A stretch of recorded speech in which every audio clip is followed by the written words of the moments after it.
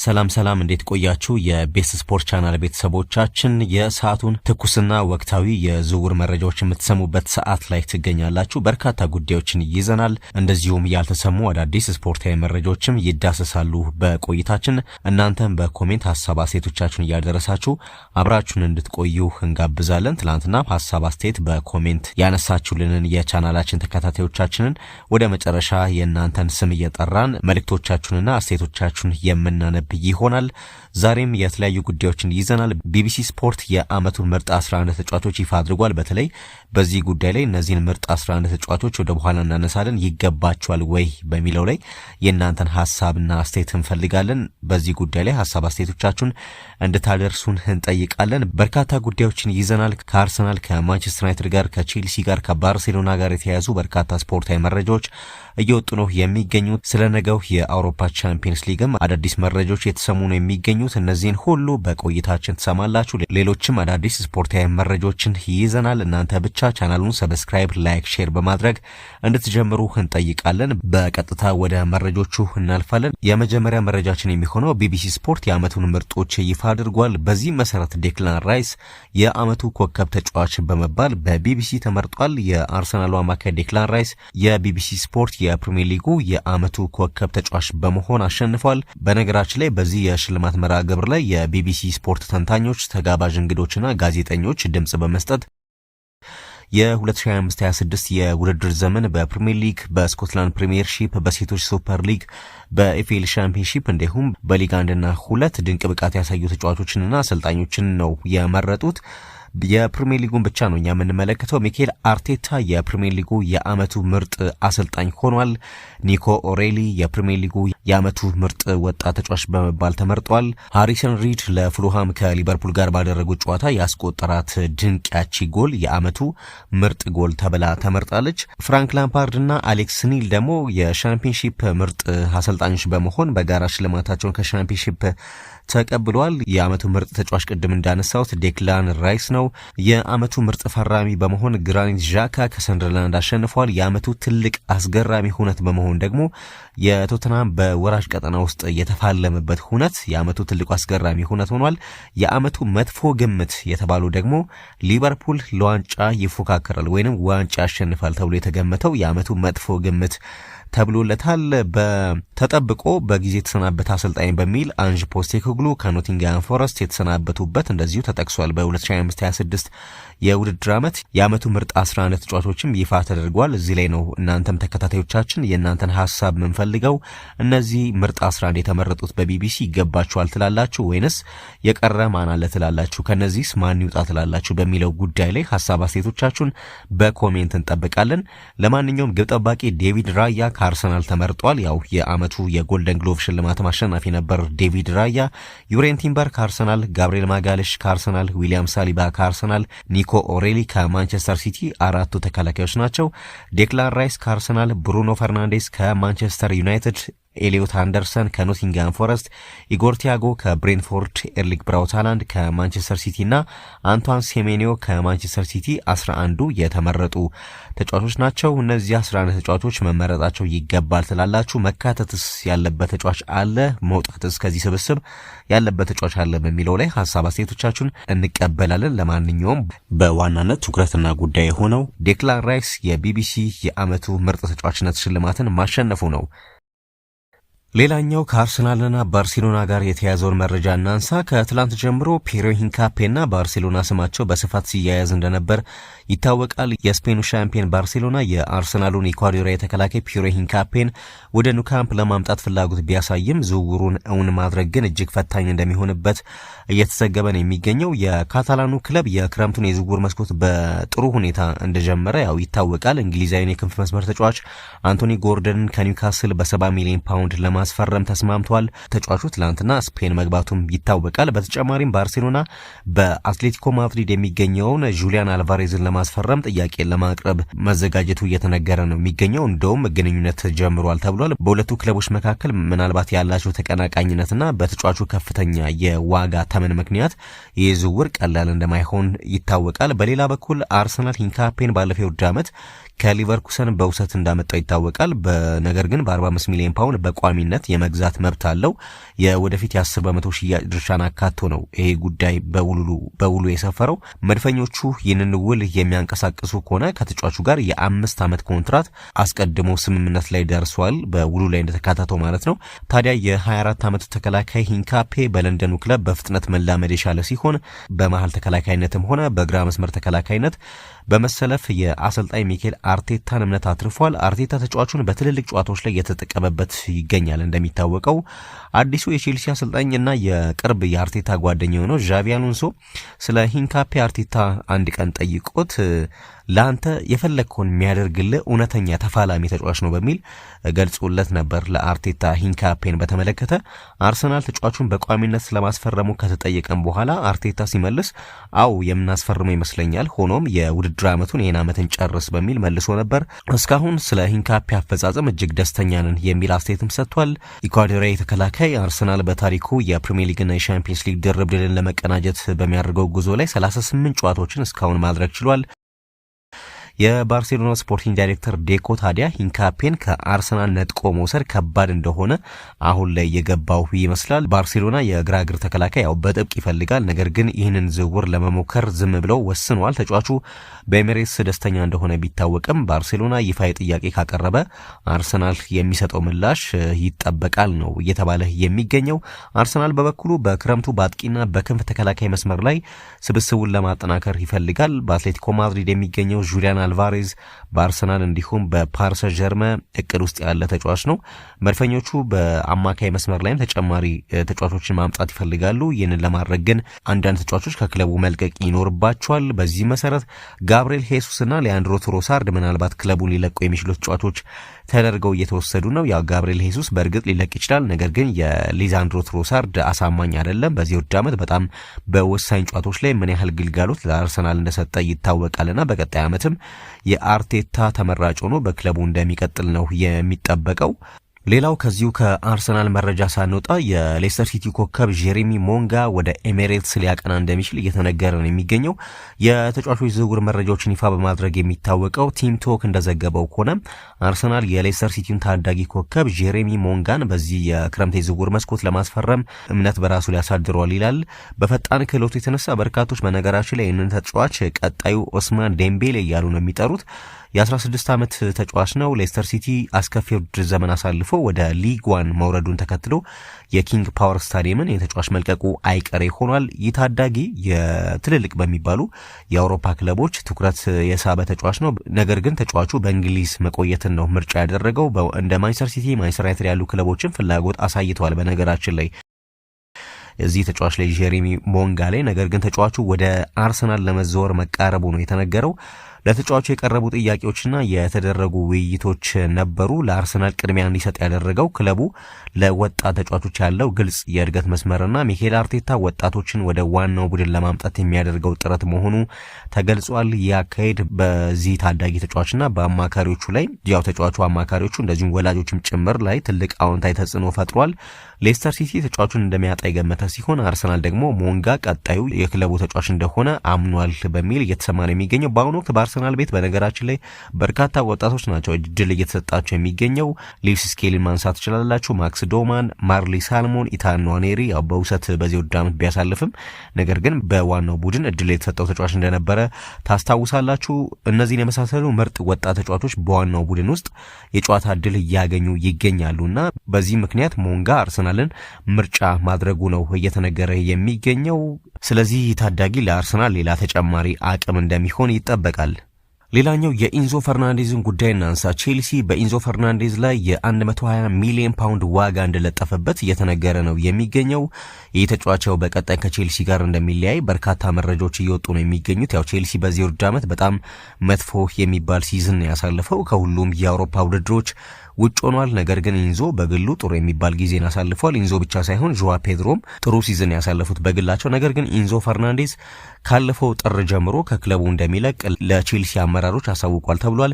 የተጫዋቹ ዋነኛ ፈላጊ ሆኖ በቀጣይ ይቀርባል ተብሎ የሚጠበቀው ደግሞ ሪያል ማድሪድ ነው። ሪያል ማድሪድ የኢንዞ ፈርናንዴዝ ዋነኛ ፈላጊ እንደሆነ የስፔን መገናኛ ብዙሃን እየዘገቡ ይገኛሉ። የክለቡ ፕሬዚዳንት ፍሎሬንቲኖ ፔሬዝን በነገራችን ላይ የኢንዞ ፈርናንዴዝ በጣም ከባድ የሚባሉ አድናቂ ናቸው። የነበረውና በዚህ ምክንያት ኢንዞ ፈርናንዴስ ሎስ ብላንኮቹን በቀጣይ ክረምት መቀላቀሉ እንደማይቀር እየተዘገበ ነው የሚገኘው። ቼልሲ የለጠፈበት 120 ሚሊዮን ፓውንድ ዋጋ ግን ሪያል ማድሪድ ምናልባት ጠንካራ ድርድር ከቼልሲ ሳይገጥሙ እንደማይቀር የሚያሳይ ነው እየተባለ ነው የሚገኘው። ሌላኛው ጉዳይ ነገ በሚደረገው የቻምፒየንስ ሊግ ጨዋታ ላይ ኦስማን ዴምቤሌ የሚለብሰው ጫማ በርካቶችን እያነጋገረ ነው የሚገኘው። ጫማው ትላንትና አመሻሽ ላይ በተለያዩ መገናኛ ብዙሃን ላይ ይፋ ተደርጓልና ጫማው ኦስማን ዴምቤሌ የ2025 የባላንዲዮር አሸናፊን ባላንዲዮር ያሸነፈበትን ለማስታወስ ጫማው ላይ ባላንዲዮር የሚል ጽሑፍ ጽፎበታልና ይህንን በመልበስ ነው በቻምፒየንስ ሊግ የፍጻሜ ጨዋታ ላይ ይጫወታል እየተባለ የሚገኘው። ይሄ ካሁኑ ከነገው ጨዋታ አስቀድሞ ትኩረት የሳበ ሌላኛው ጉዳይ በመሆን እየተነሳ ነው የሚገኘው። ኦስማን ዴምቤሌ ግን በዚህ ሲዝን ያው የፈረንሳይ ሊግ የውድድር ዓመቱ ኮከብ ተጫዋች እንደሆነ ይታወቃል። 39 ጨዋታዎች አድርጎ 40 የግብ ተሳትፎ አድርጓልና በጉዳት ያለፈባችሁን ጨዋታዎች ራሱ ማስታወስ ትችላላችሁ። በጣም አስደናቂ ሲዝን ነው። ከጉዳት ነጻ ከሆነ ለፔዤ ምን ያህል ወሳኝ ተጫዋች እንደሆነ የሚያሳይ ነው ኦስማን ዴምቤሌ። በነገራችን ላይ ከጉዳት አገግሞ በነገው የአርሰናል ጨዋታ እንደሚሳተፍም እየተሰማ ነው የሚገኘው። ሌላው ፓትሪስ ኤቭራ ማንቸስተር ዩናይትድ በቀጣይ ማስፈረም ስላለበት ተጫዋች የሰጠው አስተያየት በተለያዩ መገናኛ ብዙሃን እያነጋገረ ነው የሚገኘው። በነገራችን ላይ ፓትሪስ ኤቭራ ብቻ ሳይሆን ሉዊስ ሳሃም ነው በዚህ ጉዳይ ላይ ሐሳቡን የሰጠው። ኤቭራ ዩናይትድ የአማካይ ክፍሉን ማጠናከሩን እንዲቀጥል ፍላጎት አለኝ ብሏል። የዘንድሮ የክረምት ዝውውር ዋነኛ ትኩረቴ ግን ወደ ማንቸስተር ዩናይትድ እንዲመጣ መመኘው ቪክተር ኦሲሚሄን ነው ሲል ፓትሪስ ኤቭራ ተናግሯል። ማንቸስተር ዩናይትድ እውነተኛ አጥቂ ያስፈልገዋል። ለጋላታሳራይና እዚያ ለሚያገኘው ፍቅር ትልቅ ክብር አለኝ። ነገር ግን እኛ በነበርንበት ጊዜ 4 ድንቅ አጥቂዎች ነበሩን ዋንጫ ለማሸነፍ። በሁሉም ውድድሮች ላይ መፎካከር ከፈለግን ተጨማሪ አጥቂዎች ያስፈልጋሉ። ለአንድ ተጫዋች ስም ጥራ ከተባልኩ ግን ኦሲሚሄን እላለሁ፣ ምክንያቱም እሱ ልዩነት መፍጠር የሚችል ተጫዋች እንደሆነ ይሰማኛል ሲል ፓትሪስ ኤቭራ ቪክተር ኦሲሚሄን ወደ ማንቸስተር ዩናይትድ መምጣት እንዳለበት ጥቆማ ሰጥቷል። ሌላኛው የቀድሞው የዩናይትድ ተጫዋች ሉዊስ ሳሃም ይህንን ሐሳብ በመደገፍ ኦሲሜንን ቡድኑን ሙሉ በሙሉ ሊለውጥ የሚችል ፈራሚ ወይንም ትራንስፎርሜሽናል ሳይኒንግ ሲል ጠርቶታል። ኦሲሜን በፈረንሳይ በጣሊያን ከናፖሊ ጋር ሻምፒዮን በመሆን እንዲሁም በቱርክ ከጋላታሳራይ ጋር ጎሎችን በማስቆጠር ብቃቱን አሳይቷል። የሻምፒየንስ ሊግ ልምድ አለው። ከዚህም በላይ ይህ የዩናይትድ ስብስብ ሊጠቀምበት የሚችል ጠንካራ ስብናና ማራኪ መሪነት ካሪዝማ አለው ሲል ሉዊስ ሳሃም ተጫዋች ወደ ኦልትራፎርድ እንዲመጣ ጥቆማውን ሰጥቷል። ናይጄሪያ አጥቂ ከናፖሊ በ65 ሚሊዮን ፓውንድ ወደ ቱርኩ ጋላታሳራይ ካመራ በኋላ ባደረጋቸው 74 ጨዋታዎች 59 ጎሎችን ማስቆጠር የቻለ ሲሆን ባለፈው የውድድር ዓመት ብቻ 22 ጎሎችን በማስቆጠር ክለቡ የሊጉን ዋንጫ እንዲያነሳ ረድቷል። ተጫዋቹ ቀደም ሲል ከቼልሲ፣ ማንቸስተር ዩናይትድና አርሰናል ጋር ስሙ መያያዙም እንደዚሁ አይዘነጋም። ያው እንደምታስታውሱት ናፖሊ ከ33 ዓመታት ረጅም ጥበቃ በኋላ ለመጀመሪያ ጊዜ የሴሪያ ዋንጫን እንዲያነሳ በነበረበት ከፍተኛ ጫና ውስጥ ሆኖ ቡድኑን ለስኬት ያበቃበትን መንገድ ስትመለከቱ ይህ ተጫዋች የማንቸስተር ዩናይትድን የአጥቂ መስመር ለመምራት ፍጹም ተስማሚ ሰው መሆኑን ያሳያል በሚል ያው ብዙዎችም እያነሱት ያለ ጉዳይ ነው። ተጫዋቹ በማንቸስተር ዩናይትድ ቤት ውስጥ ትልቅ ተጽዕኖ መፍጠር እንደሚችል ይታመናል። የክለቡ የበላይ አካላት እሱን ለማስፈረም ጥረት ቢያደርጉ መልካም ነው እየተባለ ነው የሚገኘው። ምክንያቱም በአሁኑ ሰዓት ለክለቡ በትክክል የሚያስፈልገው አይነት ተጫዋች ነው በሚል እየተነሳ ነው። በሌላ በኩል ማንቸስተር ዩናይትድ ባለፈው የክረምት የዝውውር መስኮት ለስሎቬኒያ አጥቂ ቤንጃሚን ሼሽኮ 74 ሚሊዮን ፓውንድ ያወጣ ሲሆን ተጫዋቹ በውድድር ዓመቱ ባሳየው መሻሻል ክለቡ ደስተኛ ነው። ሼሽኮ በቀድሞ አሰልጣኝ ሩበን አሞሪም ስር በተወሰነ መልኩ ፈተና ገጥሞት የነበረ ቢሆንም የውድድር ዓመቱን ግን በጥሩ ብቃት አጠናቋል። ተጫዋቹ በፕሪሚየር ሊጉ 11 ጎሎችን ከመረብ ማሳረፉም ጭምር እንደዚሁ የሚታወስ ነው። ሌላኛው የአርሰናሉ የግራ መስመር ተከላካይ ሪካርዶ ካላፊዮሪ ከሰሞኑ ስለተወረሩበት ጉዳዮች አስተያየቱን ሰጥቷል። ያው ከሰሞኑ የተለያዩ መገናኛ ብዙሃን ካላፊዮሪ በውድድር ዓመቱ መጨረሻ ከአርሰናል ጋር ሊለያይ ይችላል፣ ወደ ጣሊያን ሊመለስ ይችላል የሚሉ አሉባልታ የሚመስሉ መረጃዎች ሲናፈሱ ነበረ። በዚህ ጉዳይ ላይ ከሀገሩ መገናኛ ብዙሃን ጋር ካላፊዮሪ ቆይታ አድርጓል። ምንድን ያለው የሚወሩትን ወሬዎች ያስተባበለ ሲሆን ከቀድሞ ክለቡ ሮማ ጋር ያልተጠናቀቀ የቤት ስራ እንዳለው ግን አልሸሸገም። ጣሊያናዊ ተከላካይ ዘንድሮ አርሰናል የፕሪሚየር ሊግ ዋንጫን ሲያነሳ በሁሉም ውድድሮች 36 ጨዋታዎችን ማድረጉ ይታወሳል። ቡድኑ የውድድር ዘመኑን ይበልጥ ታሪካዊ ለማድረግ በነገው ዕለት ከፓሪስ ጀርመን ጋር ለሚያደርገው የቻምፒየንስ ሊግ ፍጻሜ ጨዋታ ትልቅ ሚና ይጫወታል ተብሎ ይጠበቃል። ካላፊዮሪ እንደ አውሮፓውያን አቆጣጠር በ2024 ከቦሎኛ አርሰናልን መቀላቀሉ ይታወቃል። የ24 ዓመቱ ተከላካይ ከለንደኑ ክለብ ሊለቅ እንደሚችል ሲወራ የቆየ ሲሆን ሌላኛው የለንደን ክለብ ቼልሲም ተጫዋቹ በነገራችን ላይ ለማስፈረም ፍላጎት አሳይቶ ነበር። ተጫዋቹ ለጣሊያኑ ጋዜጣ ላ ሪፐብሊካ በሰጠው ቃለ ምልልስ የወደፊት እቅዱን ይፋ አድርጓል። አሁን ከአርሰናል የመልቀቅ እቅድ የለኝም። ወደ እንግሊዝ የመጣውበት አንዱ ምክንያት ጥቂት ጣሊያናዊያን ብቻ እዚህ ስኬታማ መሆን ስለቻሉ ነው። ነገር ግን በጣሊያን ያለው እግር ኳስ ስሜት ከየትኛውም ቦታ ይለያል። እዛ ገና ያልጨረስኩት ስራ አለኝ የሚል አስተያየት ሰጥቷል። ይህ ያልተጠናቀቀ ስራ ከሮማ ጋር የተያዘ እንደሆነ ሲጠየቅም በእርግጥ በሮማ ገና ወጣት ነበርኩኝ፣ ጥቂት ጨዋታዎችን ብቻ ነው ያደረኩት፣ ወደ መወደው ቡድን መመለስ ፈልጋለሁ ሲል ምላሽ ሰጥቷል። ካላፊዮሪ በሮማ የወጣቶች አካዳሚ ያደገ ቢሆንም በ2022 ወደ ስዊዘርላንድ ባዝል ከመዘወሩ በፊት ለሮማ ዋናው ቡድን መጫወት ችሏል። 18 ጨዋታዎችን ብቻ። ያው ዘንድሮ የፕሪሚየር ሊጉን ዋንጫ ማሸነፍ ስላለው ስሜትም ገልጿልና የፕሪሚየር ሊግ ዋንጫን ማሸነፍ ከልጅነት ህልሞቼ አንዱ ነበር። ለኛ ምርጡ ቅጽበት የበርንማውዝና የማንቸስተር ሲቲ ጨዋታ ላይ የተነፋው ፊሽካ ነበር በሚል አስተያየቱን ሰጥቷል። ያው በወቅቱ ሁላችንም እንደተከታተልነው የካላፊዮሪ ደስታ ለየት ያለ ነበር። በወቅቱ ተጫዋቾችና የአሰልጣኝ ቡድኑ በደስታ ፈንድቀናል። ትልቅ እፎይታ ነበር የተሰማን። ምክንያቱም ይህ ዋንጫ ለ22 ዓመታት ከክለባችን ርቆ ነበር። በለንደን ከተማ ስንዘዋወር ይህ ድል ለደጋፊዎቻችን ምን ያህል ትልቅ ትርጉም እንዳለው ተረድቻለሁ የሚል አስተያየት ካላፊዮሪ ሰጥቷል። ሌላው ከሳንድሮ ቶናሊና ኤሊዮት አንደርሰን ጋር ያሉ አዳዲስ መረጃዎች በማንቸስተር ዩናይትድ በኩል እየወጡ ነው የሚገኙት። የዝውውር ጉዳዮች ዘጋቢው ፋብሪዚዮ ሮማኖ የማንቸስተር ዩናይትድ የበላይ ኃላፊዎች የኒውካስሉን አማካይ ሳንድሮ ቶናሊን ወደ ኦልትራፎርድ ለማምጣት ከተጫዋቹ ወኪሎች ጋር በይፋ ንግግር ጀምረዋል ብሏል። የ26 ዓመቱ አማካይ ሳንድሮ ቶናሊ ዩናይትድ ክረምቱን ለማጠናከር ካዘጋጀው የአማካይ ተጫዋቾች ዝርዝር ውስጥ በቀዳሚነት የሚጠቀስ ቢሆንም ቀደም ሲል ለዝውውር የሚጠየቀው ገንዘብና የተጫዋቹ የደሞዝ ፍላጎት ዝውውሩን ሊያስተጓጉል ይችላል የሚል ስጋት ነበረ። ሆኖም ዝውውሩን የተመለከቱ ወሬዎች አሁንም በጠንካራ ሁኔታ መቀጠላቸው ተሰምቷል ይላል ፋብሪዚዮ። ጉዳዩን አስመልክቶ ሲናገር ማንቸስተር ዩናይትድ ያደረገው ነገር ቢኖር የሉካን ቡድኑን ወደ ጣሊያን በመላክ በተለያዩ ጉዳዮች ላይ ውይይት መጀመር ነው። የቶናሊ ወኪሎች በአሁኑ ወቅት ጣሊያን ውስጥ እንደሚገኙ መዘንጋት የለበትም። ስለዚህ ያው በኤደርሰን ጉዳይም የዩናይትድ ተወካዮች ወደ ጣሊያን ማምራታቸው ይታወቃል፣ አትላንታን ለማነጋገርና በኤደርሰን ጉዳይ ለማውራት። ስለዚህም እዛ በተገኙበት ወቅትም በክረምቱ የዝውውር መስኮት ከክለቡ ስለሚለቁ ተጫዋቾች ጭምር ሰፊ ውይይት ማድረጋቸው ነው የተነገረው። ዩናይትድ በጣሊያን የዝውውር ገበያ ላይ ሁልጊዜም ንቁ ተሳትፎ እንዳለው ይታወቃል። በነገራችን ላይ የጣሊያን ዜና ምንጭ ካልቺዮ መርካቶ ትናንትና ባወጣው መረጃም ዩናይትድ ቶናሊን በእርግጠኝነት የግሉ ለማድረግ ሁሉንም አማራጮች ለመጠቀም መዘጋጀቱንና ተጫዋቹን ወደ ክለቡ ለመቀላቀል በመንገድ ላይ እንደሚገኝ በይፋ መዘገቡ ይታወቃል። ያው ካልቺዮ መርካቶ ለጣሊያን ተጫዋቾች በጣም ቅርብ የሆነ መገናኛ ብዙሃን እንደሆነ ይታወቃል። ከዛ በተጨማሪ በነገራችን ላይ የዩናይትድ የክረምቱ ቀዳሚ ኢላማ የነበረው የኖቲንጋም ፎረስቱ አማካይ ኤሊዮት አንደርሰን እንደሆነ ይታወቃል። ክለቡ ለተጫዋቹ የተጠየቀውን የ100 ሚሊዮን ፓውንድ የዝውውር ዋጋ ለመክፈል ግን ያንገራገረ እንዳለ እየተሰማ ነው የሚገኘው። ዘሚረር እንደዘገበው ከሆነ ዩናይትድ ይህንን ተጫዋች በጥብቅ ቢፈልገውም ነገር ግን ዝውውሩን በተመለከተ አሁን ላይ ያሰበበት ይገኛል ተብሏል። ዩናይትድ በክረምቱ ለአማካይ ክፍል ማጠናከሪያ በአጠቃላይ ከ140 እስከ 150 ሚሊዮን ፓውንድ በጀት ነው የያዘው። ለሳንድሮ ቶናሊ 86 ሚሊዮን ፓውንድ፣ ለአታላንታው ተጫዋች ኤደርሰን ደግሞ እስከ 39 ሚሊዮን ፓውንድ ያወጣልና ምናልባት ይሄ ኖቲንጋም የጠየቀው ገንዘብ ምናልባት ከዝውውሩ እንዲያፈገፍግ ሊያደርገው ቢችልም ነገር ግን በማይክል ካሪክ በደንብ አሁንም ክትትል ውስጥ ካሉ ተጫዋቾች መካከል ኤሊዮት አንደርሰን አንዱ እንደሆነ የተሰማ ይገኛል። የጣሊያኑ ኢንተር ሚላን ደግሞ ከርቲስ ጆንስን ከሊቨርፑል ለማስፈረም መቃረቡ እየተዘገበ ነው የሚገኘው። ጆንስ ያው በእንግሊዝ ቆይታ 2 የፕሪሚየር ሊግ ዋንጫዎችን ጨምሮ 7 ዋንጫዎችን ማሸነፉ ይታወቃል። ነገር ግን አሁን ከሊቨርፑል ጋር ያለው ቆይታ የተጠናቀቀ ይመስላል። ወደ ጣሊያኑ ኢንተር ለማምራት ከጫፍ ደርሷል ነው እየተባለ የሚገኘው። ኢንተር ዘንድሮ የስኩዲቶ ሻምፒዮን እንደሆነ ይታወቃልና ቡድኑን ይበልጥ አጠናክሮ በቀጣይ በአውሮፓም በሴሪአውም ጠንካራ ቡድን ለመገንባት ይህንን ተጫዋች ለማስፈረም መቃረቡ እየተዘገበ ይገኛል። እንግዲህ ከአመታት ቆይታ በኋላ ሊቨርፑልና ከርቲስ ጆንስ ለመለያየት መቃረባቸው ተዘግቧል። ከሊቨርፑል ጋር በተያያዘ ኢብራሂም ኮናቴን በነገራችን ላይ ሊቨርፑልን ይለቃል ተብሎ እንደሚጠበቅ ታዋቂው ዘጋቢ ቤን ጃኮብስ ዘግቧል። ተጫዋቹ ያው በሪያል ማድሪድ በጥብቅ እንደሚፈለግ ይታወቃል።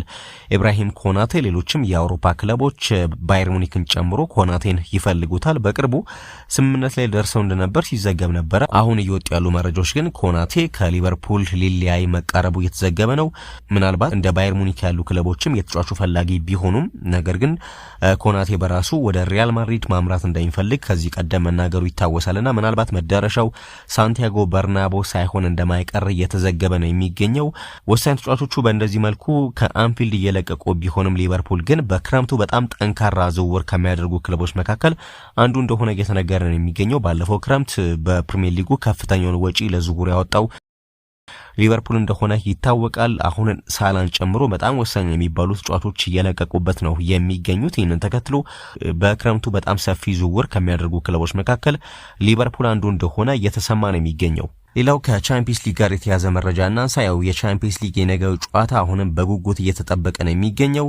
ከፍጻሜ ጨዋታ ጋር በተያያዘ 20 ሺህ የፓሪስ ሰን ዠርመን ደጋፊዎች በጨዋታው ላይ እንደሚገኙ ተገልጿል። ከነዚህ ውስጥ 17000 ያህል የሚሆኑት ደጋፊዎች ትኬት ማግኘታቸውን በሃንጋሪ የፈረንሳይ ኤምባሲ ያሳውቋል። የፔጂዮ ፕሬዚዳንት ናስር አልካላፊ ለፍጻሜ ጨዋታ ሙሉ የፔጂ ሰራተኞችን ይዘው ወደ ስፍራው አቀንቷል። ያው ከዚህ ቀደም ባለፈው የውድድር ዓመት ሙሉ የፒኤስጂ ከጽዳት ጀምሮ ያሉ ሰራተኞች በሙሉ ለፍጻሜ ጨዋታ መጓዛቸው ይታወቃል። አሁንም ሙሉ የፒኤስጂ አንድም ሰው ሳይቀር አንድም ሰራተኛ ሳይቀር ወደ ቡዳፔስት ማቅናታቸው እየተዘገበ ነው የሚገኘው። የባላንዲዮር ጉዳይን እናንሳ። የዘንድሮ የባላንዲዮር ሽልማት በነገራችን ላይ ለንደን ላይ እንደሚደረግ ይፋ ሆኗል። በጉጉት የሚጠበቀው የባላንዲዮር ሽልማት ስነ ስርዓት በእንግሊዝ ለንደን ከተማ የሚደረግበትም ምክንያት አለው። የሽልማት ስነ ስርዓቱ ጥቅምት 16 2019 ዓመተ ምህረት በለንደን ይደረጋል። በዚህ ዓመት በነገራችን ላይ ለ70ኛ ጊዜ ነው የሚደረገው። ከፈረንሳይ ውጭ ለምን ለንደን ሆነ የሚለው ጥያቄ ሊነሳ ይችላል። ምክንያቱ ደግሞ አዘጋጆቹ 70ኛውን የባላንዲዮር ሽልማት ስነ ስርዓት ወደ ለንደን የወሰዱት የመጀመሪያው አሸናፊ እንግሊዛዊው ስታንሌ ማቲውስን ለማሰብና ለማክበር መሆኑ ተዘግቧል። ስለዚህ በዚህ ምክንያት የዘንድሮ የባላንዲዮር ሽልማት በጥቅምት ወር በእንግሊዟ ለንደን ከተማ ለየት ባለ ስነ ስርዓት ይደረጋል ማለት ነው። ከፈረንሳይ ውጭ እንግዲህ 70ኛው የባላንዲዮር ሽልማት ለንደን ላይ ይዘጋጃል። ይህንን ሽልማት ደግሞ እንግሊዛዊ ተጫዋች የሚያሸንፍ ከሆነ ደግሞ ለየት ያለ ክስተት ይፈጠራል ማለት ይቻላል። የኔይማር ጁኒየርን ጉዳይ ደግሞ እናንሳ። ኔይማር አሁንም የጡንቻ ጉዳት እንደገጠመው እየተነገረ ነው የሚገኘው። ለዓለም ዋንጫ ከዓመታት በኋላ በካርሎ አንቸሎቲ ጥሪ እንደቀረበለት ይታወቃል ብራዚላዊ ኮከብ ኔይማር ጁኒየር። ነገር ግን አሁን የጡንቻ ጉዳት እንደገጠመው ተገልጿል። ከጉዳቱ አገግሞ ወደ ሜዳ ለመመለስ ኔይማር ከ2 እስከ 3 ሳምንታት ሊወስድበት እንደሚችል ተሰምቷልና በዚህ ምክንያት ብራዚል የምታደርገው የወዳጅነት ጨዋታ እንደሚያመልጠው ተሰምቷል። ከዛ ውጭ ብራዚል ከሞሮኮ የምታደርገው የዓለም ዋንጫ የመጀመሪያ ጨዋታ ኔይማርን ሊያመልጠው እንደሚችል እየተዘገበ ነው የሚገኘው።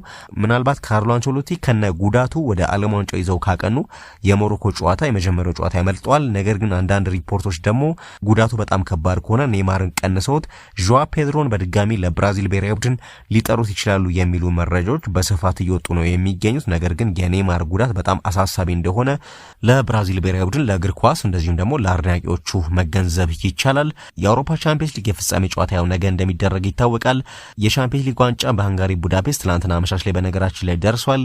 የፍጻሜ ሜዳሊያ ዋንጫና መጫወቻ ኳስ በፑሽካሽ አሬና ስታዲየም ለእይታ ቀርበውም ሲታዩ ነበርና በጣም አስገራሚ ድባብ ነው አሁን ላይ ሃንጋሪ ቡዳፔስት ላይ እየታየ የሚገኘው።